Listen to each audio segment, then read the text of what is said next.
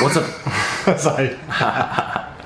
What's up, guys? It's Aleks Dayum. Got my boy Philly here. What's going on, guys? Doing our first like proper collab, probably. First proper collab with Melbourne, Sydney. Yeah, that's it, man. So, how come you're down here in Sydney? Attending a festival down here, Transmission. It's actually tonight, which we're both heading to. Yeah. In like 3 hours. Oh, well, it starts in like an hour, but we're gonna head in like a couple of hours. We're gonna be a little bit late. Yeah. Not late, like more just like we're not going in right when it starts. Yeah. That's it. And just meeting up with some boys, met up with yourself and some other Sydney guys as well. Yeah. Hit the gym, and now we're doing Q&A. So that's it. And before we continue on any further with this video, make sure you drop a like on the video and also subscribe to the channel. Join the squad. I'm getting up to 1,000 subs. Yeah. And that is the goal before the end of the year. So if you're new here, welcome back. But if you're if you have been here before, welcome back. But if you're new here, make sure you subscribe, hit the subscribe button, and share it with your mom, your dad, your nana, your grandma, and your dog as well. And turn the notifications on. The bell. Yeah, notification bell. That's it. Posts. You'll get notifications every time I upload a new video, and we got some fire content coming to the channel. It's cool. Oh yeah, and also, Philly also has a YouTube channel of himself, doesn't he? Yeah, I actually do. Bro, I knew that guy that just like goes up and annoys everyone at raves. Yeah, man. I remember you tell them to go. You tell them, Michael, can you muzz for my video, please? Yeah, man. And this one guy this guy came up to me. It's like, bro, you're the coolest guy ever. He just wouldn't leave me alone for like 20 minutes straight. He's like Aleks or some shit. Was like some tall was white it like guy. Dayum, Aleks? Yeah, fuck. Most annoying guy I've ever met. What a weird guy, bro. I wouldn't want to meet him. But nah, I have a YouTube channel as well. Just Philly. Similar to Aleks, I do like gym stuff and also a bit of social stuff as well. So like raves and whatnot. Social experiment sort of stuff. Yeah, bit of fun. Goes up to girls, pulls their pants down, and wants to see the reaction that they'll get. You got to do that once in a while, man. He's a bit of a creep like that, but you know, good thumbnail at least. Yeah. But yeah, definitely go check him out. Subscribe to his channel. Go check out his videos, and his link will be the first one in the description. So today we are filming Q&A. We got some questions to go through, and we got some people asking us to promote them as well. Instead, like, you know, when you ask people for questions, but they end up saying, "Oh, I love your page," or "Give me a shout out, please. Come check us out on blah blah blah blah blah." Fucking hell. So we'll start off with the first questions. We got them from Instagram, and if you want to be involved in the next Q&A, you can follow both of us on Instagram. I'll put them up on the screen. Nice. And that way, you know, next time we're going to do a Q&A, or next time any one of us does anything like that, you can be interactive with that and just ask us our questions, and you'll be in the video. Cool. Alright, so first question we got is from Connor Stratus, and he's asking, who are your guys' favorite hardstyle DJs? So I'll probably take the lead on this one. Yeah, go ahead. So I listen to hardstyle every day, and I absolutely love it. At the gym, if I'm driving back from work or whatever. I like to listen to podcasts, but if I'm listening to music, I'll be listening to hardstyle. So my favorite DJs would definitely be Rebellion. Yeah. They're for me a cut above the rest, just in my personal opinion. Yeah. And I would say, if I was to say like a top 3, I would probably put Rebellion, Malice, and like Warface and Disturb as well. Those guys are like the ones that I just listen to all the time. Yeah. So yeah. Do you listen to Ruler as well? Oh, I love Ruler, man. He's another. He does it with Malice, yeah? Don't they like? Yeah, they had Aggressive back. They have an Aggressive back. Yeah. Ruler's really good, man. I love Ruler as well, but I could go on forever. I wanted to keep it nice and short. Like, man, this guy's been talking like non-stop, man. Fuck, it's good as keeping it short for you guys. Yeah. For me, I actually have got more into like Step in, son. Zatox. Oh yeah. Yeah. Zatox. Really I actually don't really have favorites, man. Like I like pretty much any type of music, even like hardstyle, trance, psytrance. I listen to everything. But right now, like Zatox, I've been getting a little bit more into like B-Front and Disturb again. Yeah. As well. Those are really good. Yeah, I think that's high quality stuff. Yeah, I think that's my main right now. But as I mentioned, there's no like. It's not like, oh, this person's like my go-to every time. No, I don't really have one. Yeah. You just listen to the genre in general. Yeah. Depends on the mood, man. Alright, so next one is from Anime Athletics, aka the Ginger Krillin. Yeah, it's true though. No, he's actually super jacked, man. A real nice guy. So shout out to you. What muscle groups are you wanting to build this year? Should I keep that in the video? Or will he get cut? No. He's this guy, man. Like, he's a Ginger Krillin, bro. He loves it, man. But he's like more like Master Roshi. Like, he's actually jacked. Yeah. So, do you want to go first on this one? Yeah, I'll start. So muscle groups do I want to build up? Definitely my abs is one. Just more because like to have them more developed, it is kind of a weaker point for me, and because I want to be competing this year in September. Midsection is definitely one, and secondly, I'd say my chest, surprisingly. Like I feel like I've been able to develop like upper chest good, well, but I haven't really targeted just like a lot of flat benches or even decline. So although I have good upper chest development overall, it's something that I do need to bring up. So those two, upper chest. I mean, chest as a whole, and then my abs area. Yep, nice. Yeah. Okay, so for me personally, I would definitely say chest is one of them. And the reason for that is because I've never been genetically strong in the chest department, so I've always had to work at it really hard in order to build it to a good level. Yeah. And also last year, I think it was last year, that's when I tore my pec.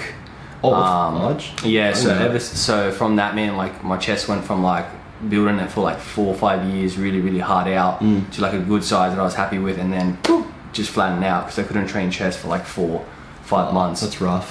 So I'm still not recovering from that, but I'm trying to build back the chest that I used to have. So I really want that to come back to a really good level. And second body part would be, I would say my back, man. I really want to build more wider lats and a bit more thickness in the back as well. Back is one of those weird things, you don't see it every day because it's behind you. Yeah, true. Yeah. But I don't know, I want it more developed, and I definitely want more width just to create more of a V-taper look, and I think that's really important for like an aesthetic physique. So those are the two, back and chest for sure. So Hugo.HW, thanks for your question. He says, what are you looking forward to in 2020? So for me personally, it would be one of my biggest goals is to, should we name a few things? Yeah, I'll name a few things. Yeah. So whatever goes. Look, I'm really excited this year to collab and network more with more people that are involved in social media. Yeah. Like Philly and just other people around. Like we were with some guys today, Eugene and Rotundo, and just some of those guys, and just be more involved with people in the community, and just film more content with other creators and just people that are more in the space of social media and everything like that. So I'm really, really excited to do that, and that's one thing that I'm going to take initiative on, and is my goal to do throughout the whole year and hopefully beyond as well. And so I also really want to do a online coaching program and business, and I'm really trying to push that and start that. So I really want to see where this year goes and how I work towards that and everything like that. So those are the two main things that I'm really looking forward to this year. That's good, man. And both of those are like tying with each other as well, man. Because as you're meeting all these people who are in the fitness space as well, I know a lot of these guys are PTs themselves, for example, or some of them have done online coaching. So you just like learn from other people, which is a big thing. Yeah. Anything else, or those two? I would also say like I'm gonna hit 1,000 subscribers this year, which is pretty crazy. So I'm really excited for that, because that's like probably for every YouTube channel that is really the big first milestone. Yeah. The first 100 is cool and it's big, but 1,000 is just like what every channel's goal is in the beginning, and so it's going to be crazy for me to hit that. So really excited for that, and that'll be good, man. Nice. Yeah. For me, one of the goals is, well, kind of based around my competition. So I'm competing in September, ICN in Melbourne. I've never competed before, so it's kind of my goal is relatively, I do want to place. That would be amazing if I could. Oh, for sure. If I don't, I'm not going to be too disheartened by it at all, because it's going to be a great experience nonetheless. And it's a kind of the next step in terms of me pushing myself, both mentally and physically as well, in that with field. Your physique and everything. Yeah, because I didn't mention previously, I kind of like last year was good, but it was a lot of different things were going on. My training was there, but it wasn't. I wasn't pushing myself as much as I wanted to be. Yeah. So this year, that's the real focus with my training and placing, gaining more exposure and just meeting more people once again. It is a far stretch, but like a goal would be, maybe not this year, but eventually EHP. It'd be sick if I could get to if I build up enough presence and myself and my community grows, get to an athlete rank. Yeah. So there's different ranks like EHP, All-Star, and then athletes. So athletes, the next one. That's one of my goals as well. And outside of that, would be awesome, man. Yeah, dude, I'd be really keen for that. Just to meet more people and, just everything in general that comes along with it. There. Yeah. And secondly is more just, it's not really directly related to fitness, but just financial stuff that I want to focus on. Yeah. Just really focus on saving a few things, investments and stuff that I do want to do, and just more business related things as well. This year, so like to make yourself future proof and everything. Yeah, pretty much. Long term. Yeah, and then just other little creative things as well that, like I mentioned to you, I might be starting something with a few mates, like podcasts and stuff like that. Yep. And that's just another avenue that may go down, but not too sure. Just see how the year goes. But it looks like an exciting year for both of us. Yeah, it's gonna be a good year. That's it. Good year. All right, next question is from Maya.Tren. Thank you for your question. She says, worst fear/phobia, exclamation mark. I mean, no, question mark. What am I on about, man? And I'm sorry for assuming a gender. So, my worst fear and phobia would be, honestly, I would say being in like the ocean with sharks. Oh, really? I can't do that, man. I can't do it. I don't like snakes, sharks, and spiders, but definitely sharks, man. Like, they're built for that environment. They're like one of the greatest predators. So like to them, they're like sprinting in there, and you're just like stuck in fucking. You can barely move, and just they scare the shit out of me. Yeah. I hate sharks, man. They can just rip you apart in just fucking half a second, and they won't even like notice it. You know, it's like when we tear into a bite of chicken. You know, it's like nothing. Yeah. That would be a fucking shark to us. And you'd be the chicken. We'd be the chicken. You don't want to be the chicken, man. Yeah, it'd be pretty big chicken though, man. Oh, thanks, bro. Appreciate it. I'm trying hard, man. I'm trying to beat all the other chickens. Walking around, waddle. Anything else you're afraid of, or fearphobia? This is sort of a weird phobia and fear that I have. Like, it's more personal. It's not reaching like my full potential. Yeah. You know, like being older in life and feeling like I have a mundane life and I'm not satisfied with what I had done with it, or like where I had taken myself, or the steps I had, you know, just the paths I'd go down, or if I had chosen a certain path, not sticking to it properly and not doing the work and doing the things I'm supposed to in order to be in a place that I want to be. Yeah. That shit scares the fuck out of me, because I don't want my life to go down that track. I don't want to look back on it thinking I should have done this, I should have done that.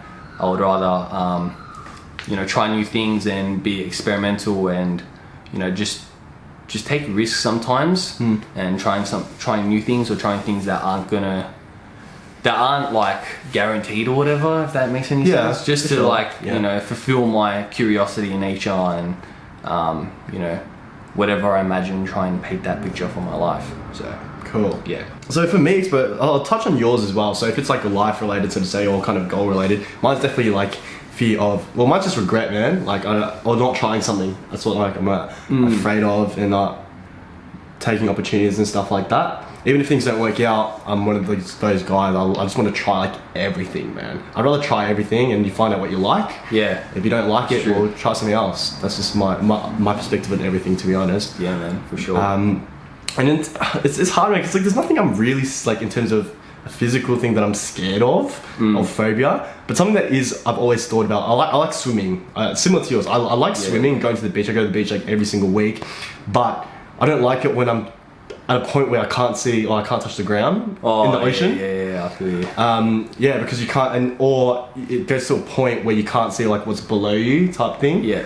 Oh yeah, that's pretty freaky. Yeah, thinking about it. Yeah, not necessarily just like sharks and stuff. But it's just you don't know, you can't see, and you So I think that's not a controlled environment. You have no control. Yeah, it's like fear of the unknown. Yeah, it's just like when you go out somewhere in the middle of nowhere, it's like pitch black. You're just freaked out because like what's out there type thing. Yeah, that's what I'm kind of afraid of. And it looks like nothing is there, but you don't know. Yeah. So you wouldn't be scared if a shark came up to you?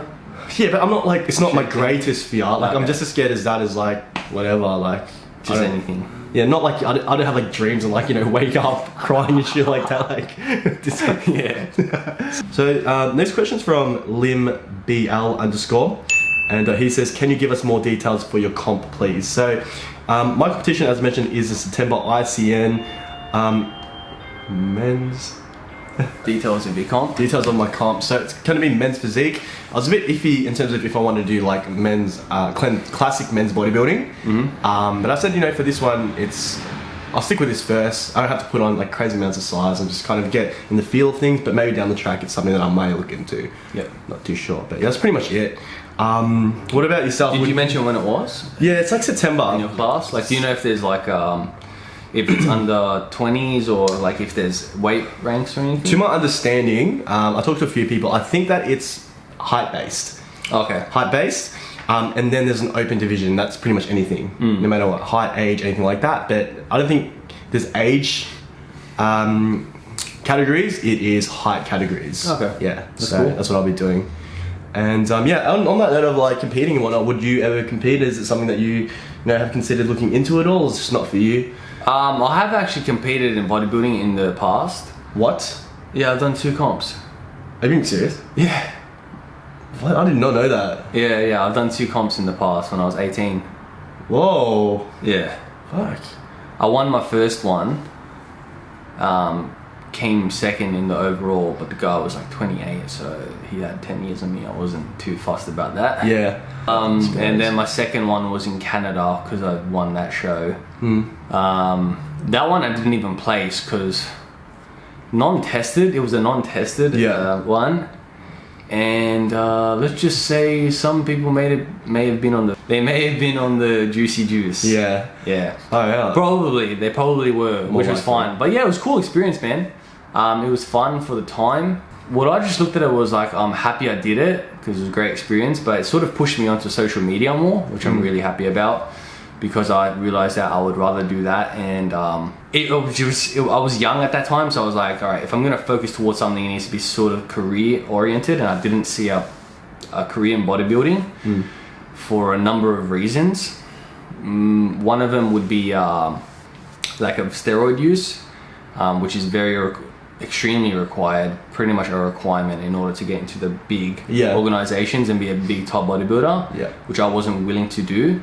And also I just found it extremely weird that I was dieting for like 3 to 4 months of my life, training so hard to step on a stage where 3 to 4 old people that don't have ever lifted a weight in their life are gonna critique me and judge me for what I'm doing with myself and my hard work. I found that a bit off. Yeah, no, I get you. So but great experience. Would I do it in the future? Maybe. Never say never. Alright, so next question is from Christian Lennart. Best rave / festival you've ever been to? Okay, I'll go first in this one. So best raves, it's all relative, right? Because your first experience at a festival is like, oh my god, this is unbelievable. You're so like sensitive to it. You're like, man, this is fucking crazy. It's so good. So my first DEFCON was amazing because of that. But I would say after my first experience, my favorite sort of festival I've been to, an event, would probably be the first ever Supremacy in Australia, Supremacy 2017. Man, that was a mind-blowing event because that's when I really started getting into raw hardstyle.